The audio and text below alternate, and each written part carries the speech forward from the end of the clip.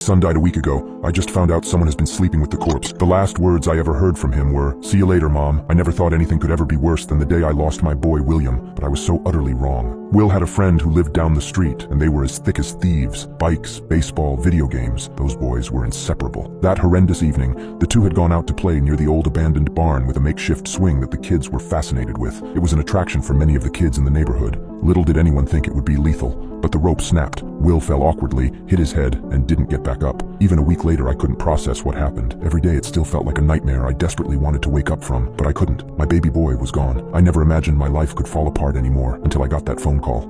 It was 10 days after he died. The body was already in the coroner's office, ready for the funeral in a few days. Or so I thought. I heard my phone ringing and picked it up to be greeted by the coroner's office front desk. I was confused as to why they would be calling, maybe offering counseling or support, but the funeral was still a few days away, so I wasn't expecting a call. That's when they broke the horrifying news. The body was gone.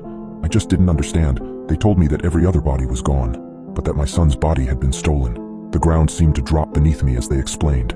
My sweet boy, already ripped from me once, was now stolen in a way I couldn't even fathom. A rage unlike anything I had ever felt before surged through me, fierce and scalding, threatening to consume everything in its path. How dare they? How dare they violate my child's rest? How dare they add to our pain? But within my fit of rage, I still couldn't understand. They had cameras all over the place, which they claimed conveniently lost connection when the body was stolen. Something wasn't adding up, and their story made no sense. After doing some of my own research on the office, I saw that I wasn't alone in this. If only I'd looked it up before, but there were multiple cases of bodies from this same coroner's office being stolen. I couldn't allow the person responsible to escape unpunished. I wanted him to suffer more than just go to jail. I wanted to make him suffer personally. So I contacted an old friend, a private investigator named Sam, who looked like he'd seen his share of the world's darkest corners. Over the next few days, he started his work, following the coroner around without being spotted. However, from the first moment Sam started tailing the coroner, it was clear that something was wrong. The man was jittery, frequently checking his rearview mirror, as if expecting to be followed. His erratic patterns stood out, but were just oddities, not proof of his wrongdoing. Not proof yet, anyway. That was until the next week. Sam observed him heading in a different direction.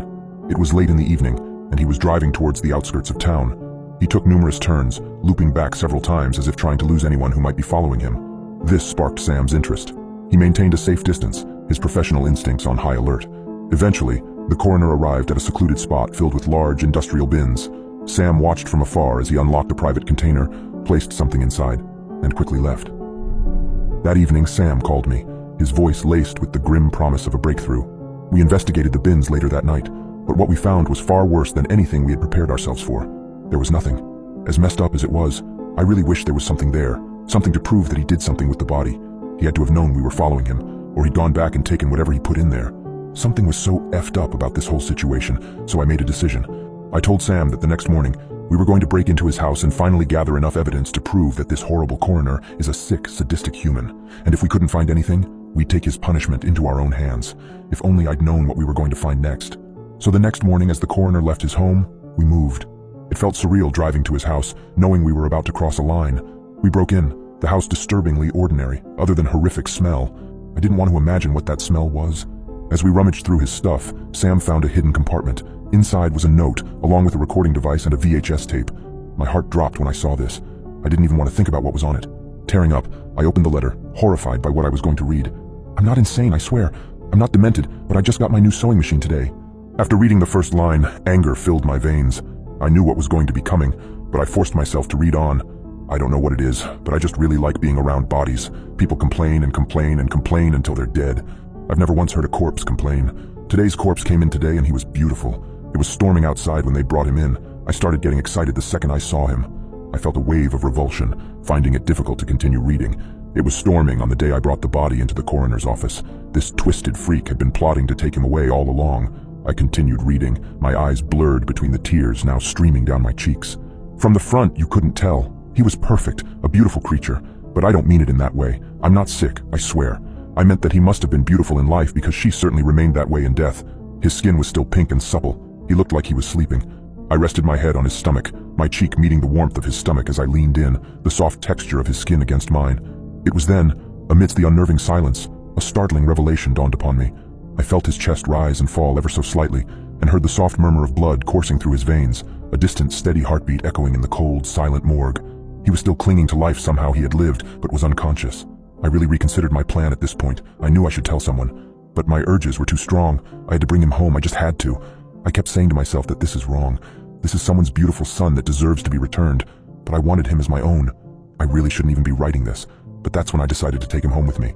Shock washed over me like an icy river, each chilling realization more paralyzing than the last. It was an abhorrent thought, a monstrous revelation that pushed my very sanity to the brink. My precious boy, my son, he was alive, hidden somewhere in this very house by the very man tasked with his care. The tears came unbidden, pouring down my cheeks in hot, salty rivulets, but I read on. I needed to know where he was. When I'd gotten him home, I laid him in bed. Beneath the gash in the back of his neck, I nested a handmade travel pillow. I snapped him picture over and over again as he appeared to rest there. I took them from every angle I could, careful to ensure his wound would not be seen. He looked so comfortable. He was just perfect. I couldn't take reading anymore. I crumpled the letter in my trembling hand and let out a gut-wrenching sob. I can't read anymore, Sam, I managed to choke out, my voice barely above a whisper. The cruel irony of it all was that my William was alive, and I didn't know where. He was somewhere in this accursed house, being held captive by a man whose mind was a breeding ground for malevolence. Driven by an urgent need to find my boy, I pushed myself up from the floor, my tear-streaked face hardened with determination. With Sam by my side, we began the desperate search, combing through each room, our frantic movements stirring up the unsettling silence of the house. With each room we entered, the house seemed to echo back our mounting desperation, the creaking floors and silent walls playing a cruel symphony of dread and anticipation. We had just about checked every inch of the ground floor when a soft, muffled sound from below stilled us in our tracks, a faint yet distinct sound, a door banging. It was my boy.